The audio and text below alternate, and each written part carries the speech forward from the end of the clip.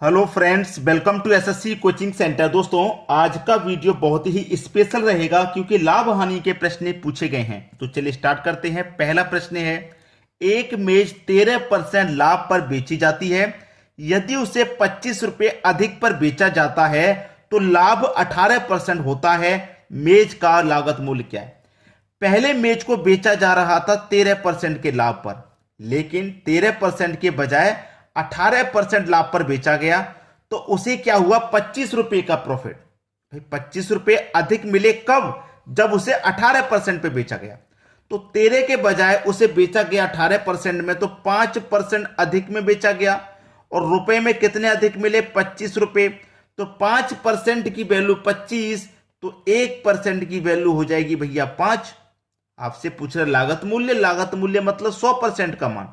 जब 1% का मान 5, तो 100% का मान कितना हो जाएगा भाइयों? 500। क्लियर? 500 हो जाएगा। यानी कि बी ऑप्शन आपका बिल्कुल सही जवाब। यही क्या है? आपके प्रश्न का बिल्कुल सही आंसर। समझ में आ गया सभी को? अब देखेंगे अगला प्रश्न। अगला प्रश्न है, 19% की हानि 17% लाभ में बदल जाती है। जब विक्रय मूल्य में 162 रुपए की वृद्धि हो जाती है, वस्तु का क्रय मूल्य क्या होगा? देखिए, 19% की हानि 17% लाभ में बदल जाती है, तो दोनों को जोड़ लीजिए। ठीक है, लाभ में बदल जाती है। जब विक्रय मूल्य में 162 रुपए की वृद्धि हो जाती है तो वस्तु का क्रय मूल्य क्या होगा? नहीं पता वस्तु का क्रय मूल्य क्या होगा। कॉस्ट प्राइस निकालना है, जबकि 162 रुपए उसका विक्रय मूल्य है। कितना? 162 रुपए। 19 और 17 को मैं जोड़ूंगा, ये हो जाएगा 36 गुने सीपी बराबर 162। सीपी बराबर 162 गुने वाली संख्या कहां जाएगी? इधर बटे में आ जाएगी। 6 से ये भी कटेगा, 6 से ये भी।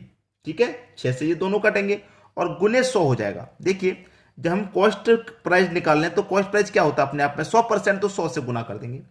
6 6 36 कटेगा, ये 6 दूने का 12, 4 बचेगा 42, 6 सत्ते 42।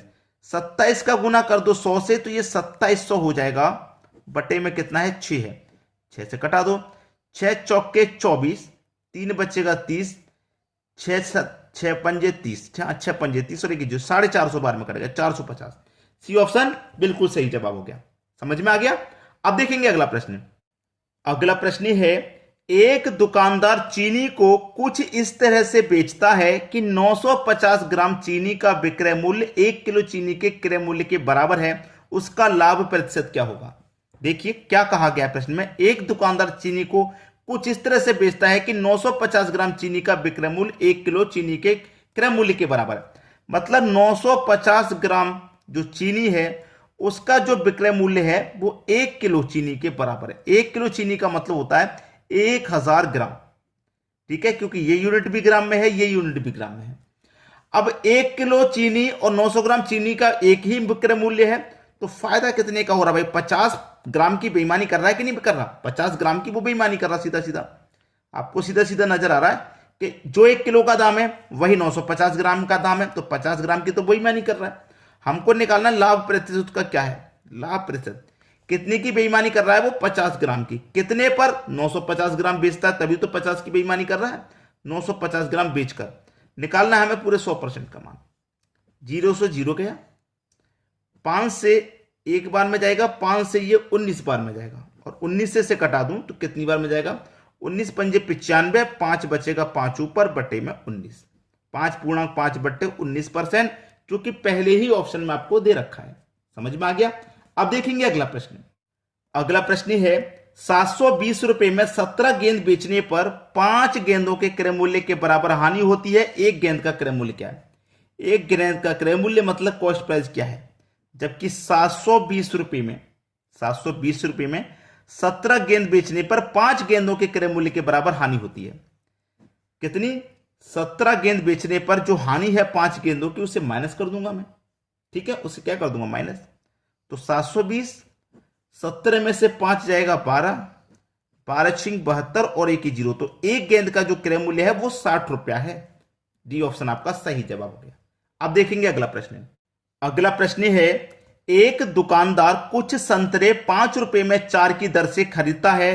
तथा 4 रुपए में 5 की दर से बेच देता है, पूरे व्यवसाय में प्राप्त लाभ अथवा हानि प्रतिशत ज्ञात करें। इसमें देखिए बहुत आसानी से हो जाता है।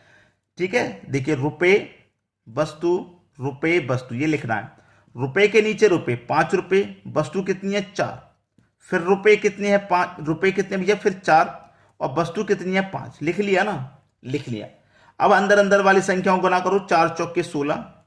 ठीक है, माइनस कर देंगे बाहर वाली संख्याओं का गुना, 5 बचे 25, और बटे में आएगा बाहर वाली संख्याओं का गुना जो कि 25 है, और गुने 100। 16 और 25 में कितने का अंतर, माइनस का 9 ज्यादा। जब माइनस आ गया है ना तो हानि होगी प्रश्न में, ध्यान रहे।